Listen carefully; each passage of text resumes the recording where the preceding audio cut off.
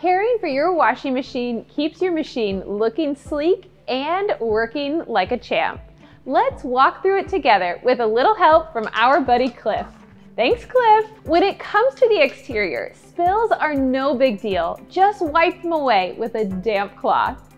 Most models have a removable dispenser drawer for detergents and softeners.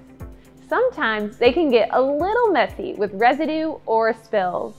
Cleaning them up is easy as can be. Just remove the drawer and wash it in warm, soapy water using a mild detergent. Next, rinse it with warm water and you're good to go. If you've removed the caps for cleaning, be sure to push them fully back into place afterwards.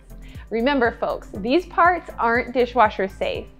If your machine's dispenser box isn't removable, no worries. Just wipe it clean using a damp cloth. Moving to the interior, it's important to use the basket clean feature once a month.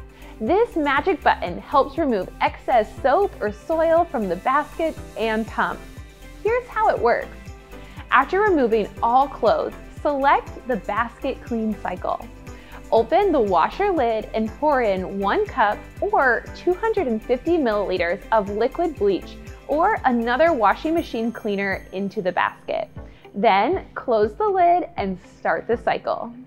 When the basket clean cycle is running, the display will show the estimated cycle time remaining. Don't interrupt this cycle, let it do its thing. And a special tip for our front load model owners out there, make sure to press the Ultra Fresh vent system button after the wash cycle. This gets the tub to spin, creating airflow within the machine to dry any excess moisture, keeping things fresh and clean.